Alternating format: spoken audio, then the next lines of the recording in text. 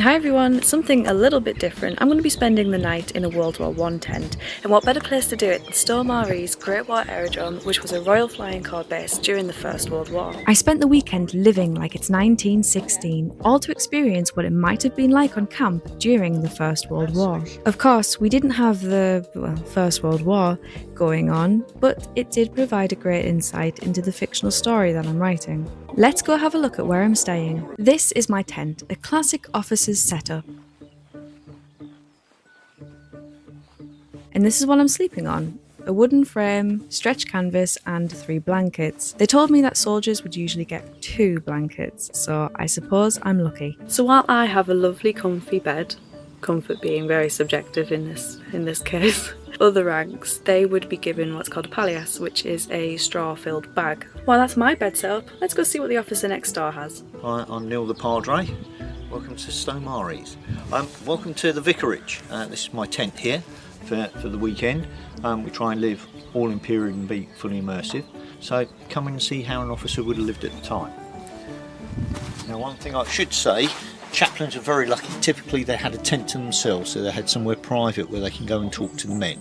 Normally you'd have 2 officers in here, a bed either side, so this is probably more luxurious than you're used to. We have full mod cons, so we have a lovely comfortable bed with what's called a Woosley bag, which is a canvas sleeping bag. We get 2 blankets, so one for the top, one for the bottom basically. There's also one rolled up as well, so when you're actually out on manoeuvres, that's how an officer would carry his blanket. At the back here we have my washstand, canvas bucket, canvas basin, canvas bath. You open this frame up and then you get a small bath in there as well. You have my wash roll where you have things such as a proper gentleman's razor of the time, called a Rolls razor. Have that as well. So you got your washstand there, you got your bed there. The vital essentials is at the end of the bed. Yeah. Which is the usual pot there now. Yeah.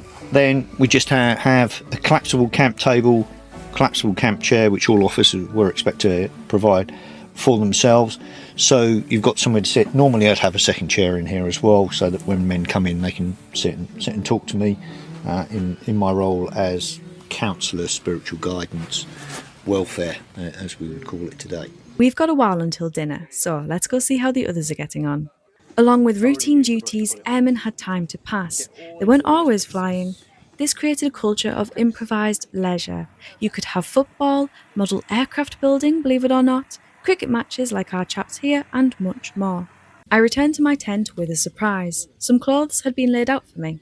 How do I look? Let's go speak with Ellen, who's a reenactor with the group The Loughburys. She told me a bit more about the change in women's fashion. When there's a war, women's fashion is kind of forced to change because it's more practical. So the skirts got shorter, like Frankie's skirt got shorter. Yeah. Because this one, it just kind of gets in the way a little bit. You know, if you're going up a step, you're more likely to trip up. Women cut their hair because they're working in factories.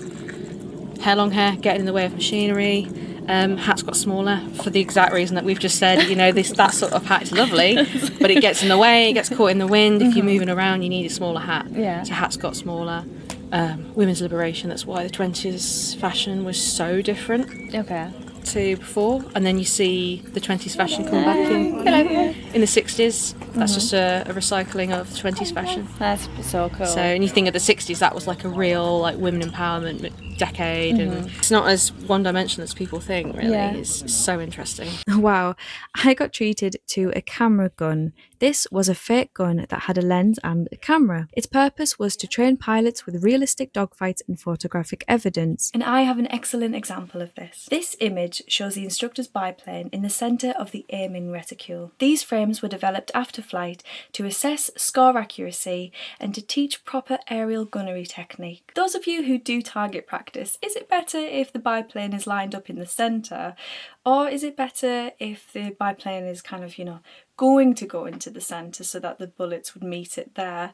I don't know, I don't really do any of this stuff, so it would be interesting to know. I wonder what this person's score was. It worked by exposing a frame of film each time the trainee fired, letting instructors analyse the students' techniques. The gun had a working trigger, cocking handle, and removable drum magazine, all mechanically identical to the Lewis gun. Pulling the trigger exposed one frame of film. Back into my modern outfit, and time to get ready for the night. Oh, the spiders, never mind. The spiders, I was like... I got the idea that living in these times would be survivable, but you'd stick out. I struggled with confidence in working with fire, as daft as that sounds. Lifting a cast iron kettle with nothing but a damp rag is quite nerve-wracking, and filling a hot water bottle, trying not to spill boiling water on either yourself or your bedding, is equally nerve-wracking. In fact, my relationship with fire had changed over the weekend as well. Growing up, I was always taught that it was dangerous, it was bad, but here it's simply a useful tool. It made me reflect on how education around basic living has changed. How many of us could survive completely alone without modern amenities? Even time changed. I knew I couldn't just boil the kettle, wait a few minutes and then have my soup. I'd have to light the fire, wait for that to get going, wait for the kettle to start boiling, and then I can eat. Even lanterns became a bane of my existence.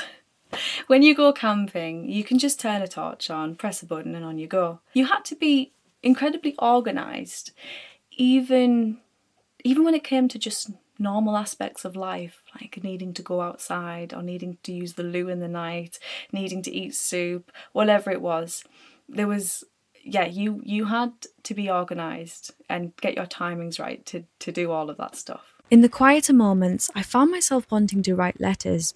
Strangely, I felt more connected to someone than sending a text. This is a Feldpostkarten from a Lieutenant Schneider, so a German officer. He writes about celebrating an early victory at the Galicia-Tarnów offensive. Here he says that they were cheering 3 times, shouting hurrah, hurrah, hurrah, when the French thought that they were attacking. They mistook them for in advance, basically, and they started firing like madmen, he writes. To me, it's kind of like a German stiff upper lip, writing home, showing that morale is high, this is a funny situation, even though in reality it was probably terrifying. You know what my favourite German, just really tangent, you know what my favourite German word is? Wörterbuch. Wörterbuch. And you know what another good word is? Einhörnchen, which is squirrel. Ich habe in der Schule gelernt. That's it, that's all I got. Ich sehe langweilig. Nein, nicht langweilig. I call myself boring. So it seems like on all sides, people were trying to settle loved ones at home. What I absolutely love about owning pieces like this is these are memories. Like, you physically are holding memories right now about a time that really genuinely happened. Like, me holding this, how many moons ago Schneider had this in his hands and he was writing home, and then it ended up here in England. So, destination unknown, I guess. We had dinner, had a chin wag around the fire, and I went off to sleep. I woke up cold a few times in the night and the bed wasn't comfortable, as you can imagine. I think I got roughly 4 hours of sleep. The thing I found with these tents was that you had to Dutch lace the tent closed, and when it rains, the fabric becomes taut and stiff to pull together. I ended up with an opening at the bottom, which let all the cold air and water in. In the morning, a bell rang at 7, and that meant it was time to get up. It also meant that my weekend was over, and it was time to return home to the modern world. The experience was definitely worthwhile, and I feel like I have a lot of insight to get writing with. The smells, the sights, the sounds, even the strangers who I was camping with, even waiting for the fire to get going just so I could feel warm. We have all these fancy things now to keep us warm, special sleeping bags, special coats, kettle, microwave, shower. You know when you go camping and after a couple of days you become a little radgy because you've gone some time without your home comforts. I wonder if it was kind of the same for these guys. Now obviously war would absolutely change you, fighting would absolutely change you, but what about just the living situation?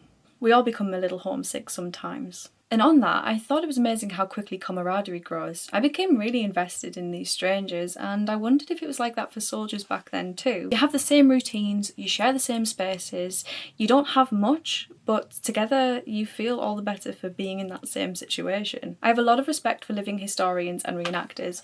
I wouldn't say this is for me, but it did make history feel less distant. Thanks for watching. If you like that video, don't forget to like and subscribe.